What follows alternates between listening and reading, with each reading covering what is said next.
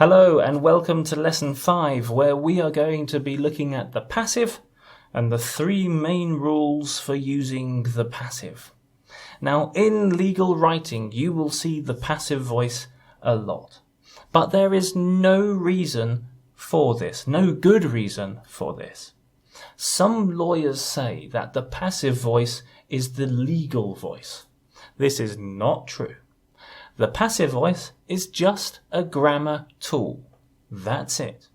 However, some lawyers wrongly think that legal writing should always be in the passive voice. However, I'm going to teach you 3 rules that you should follow when you are using, if you are thinking of using, the passive voice. But before we have a look at those 3 rules, let's have a look at this sentence. The actions that were taken by the clients were not recommended by us. And you can see there are 2 uses of the passive here. If you remember lesson 1, where we talked about putting things in the right order, here a lawyer has not put things in the right order. Normal people, lay people, would not say this. Only a lawyer would say this. However, remember, lawyers are not writing to lawyers. Lawyers are writing to clients and sometimes judges, and judges don't like the passive voice either. A normal person would say, "We did not recommend the actions the client took."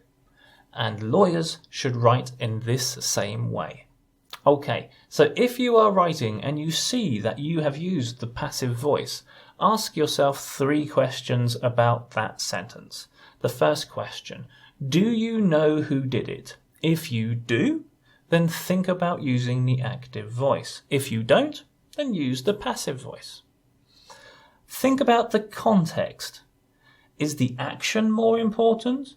Or is it the person doing the action which is more important? Or if it's the person doing the action, then use the active voice. If not, if the action is more important, then use the passive voice. If there is a good reason, and you will have to decide, if there is a good reason to use the passive voice, to not identify the person who did something, for example, your documents were lost, you don't want to get into trouble, then use the passive voice. Okay, so the passive voice is not the legal voice. The passive voice is just a grammar tool. Follow one of the 3 rules to use the passive voice correctly in legal writing, and if you are not following one of those rules, then really think about using the active voice. Okay, time for questions. Read the sentences below and redraft the passive, which I've highlighted in bold, to the active voice.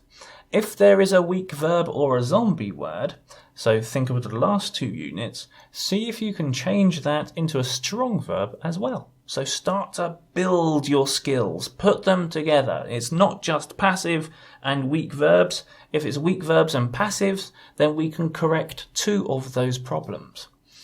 Let's have a look at an example question. The termination of the employment contract was done by the manager. So we've got a zombie word, termination, and we've got a passive form, was done.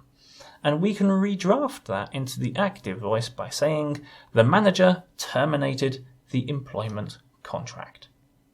Okay, have a look at those questions below, and once you've finished, have a look at the answer video.